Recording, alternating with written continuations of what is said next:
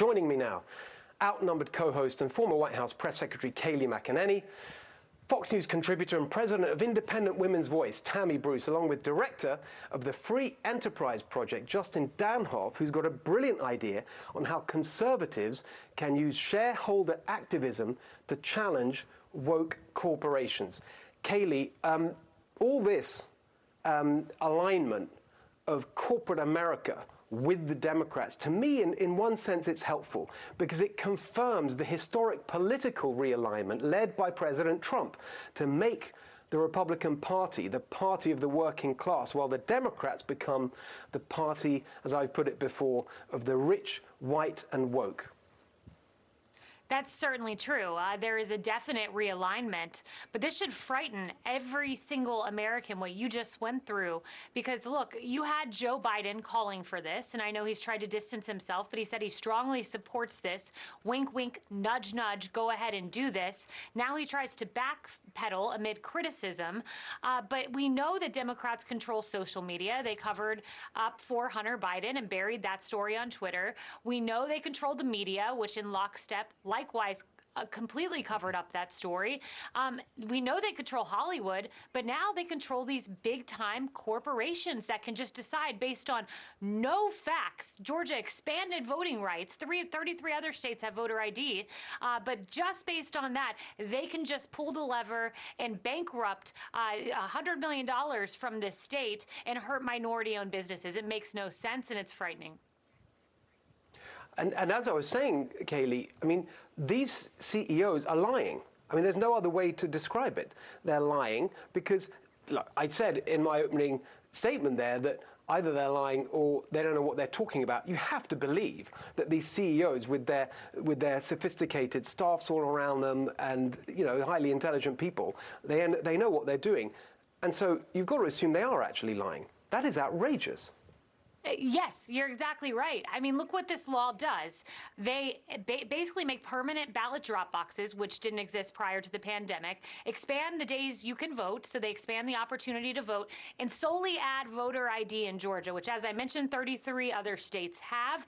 But if it's up to these CEOs, I guess we just remove the entire economy of 33 states in this country because of voter ID, which, by the way, 75% of Americans support and 70% of Black Americans. It's so confounding, and they are the ones lying, actively lying about what is in this law. Tammy, your thoughts? Well, you know, it's the irony here is that these corporations say it's because they care about people of color and they care about Black Americans. Whereas, in fact, this Major League Baseball move, of course, as Charles Payne over at Fox Business noted, took out $50 million at least from the pockets of Black workers and Black-owned businesses. So you can listen to what they say, but watch what they do. And in the meantime, if we're talking about equity, dealing with securing the elections, having election integrity, means that the vote of every single American, every person who votes in Atlanta, including the people of color who are voting, would matter.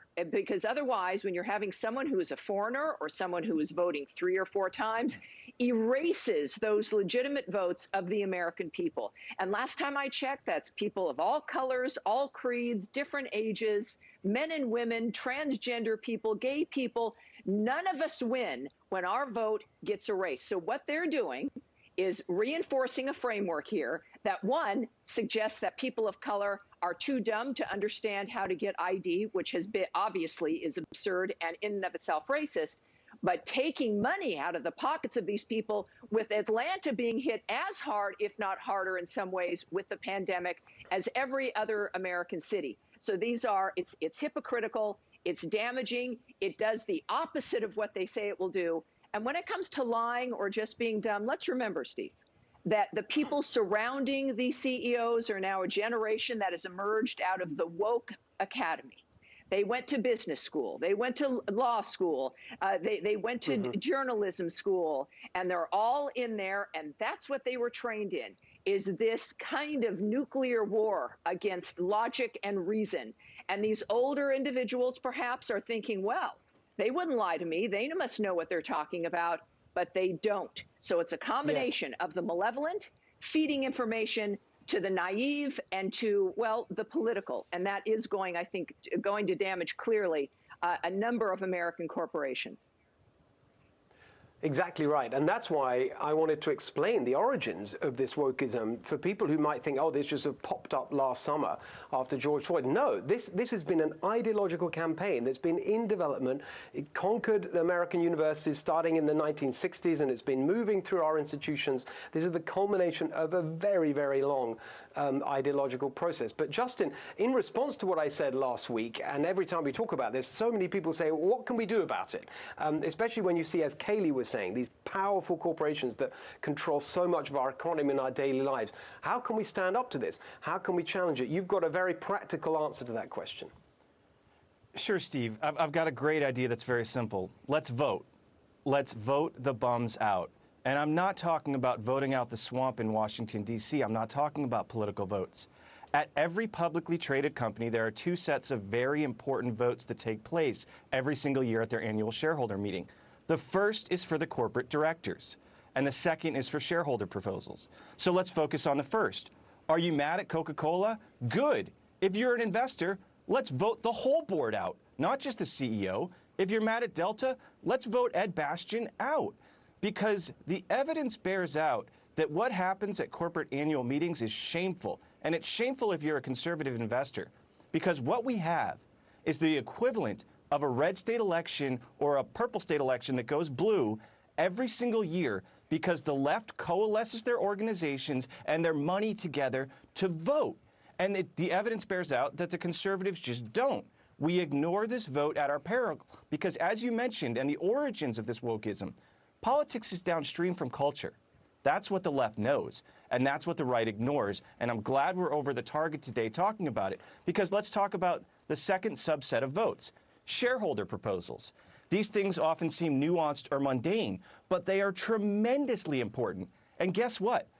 I run the only organization on the right that for the last decade has been filing shareholder resolutions at these woke companies to try and course correct. Well, guess what? Dozens of liberal groups that represent hundreds of billions of dollars engage and file hundreds of resolutions every single year. And again, you may think these are mundane, but what the left-wing activists are pushing today, that's what becomes mainstream in 3 or 4 years. So let's look at it. 3 or 4 years ago, Jesse Jackson and the SEIU were demanding affirmative action for boards of directors.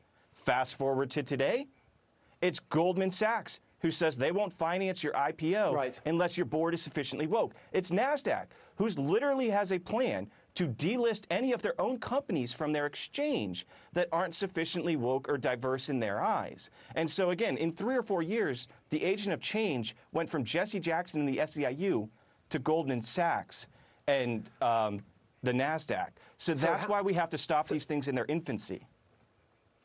So just quickly, can you tell us, or tell our audience, where they can go to find out more about this and get involved? Yeah, so our website's nationalcenter.org, and I've helped put together a coalition of folks that are pushing back on the woke mob, and that's stopcorporatetyranny.org. You can check out our work there. Great.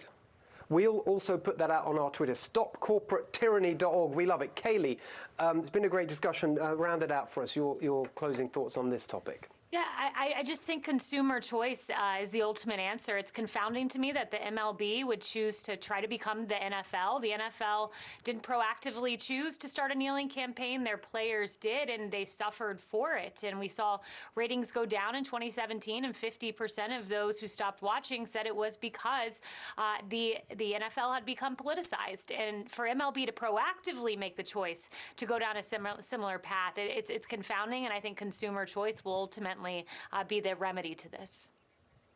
That's right, but we've got to put the pressure on, and we got to kind of realize that we've got to organize and fight back against this, because this is not going away, as I said last week and this week, and we'll keep talking about it certainly on this show. Kaylee and Justin, great to see you. Thank you very much. Tammy, we will see you in a bit.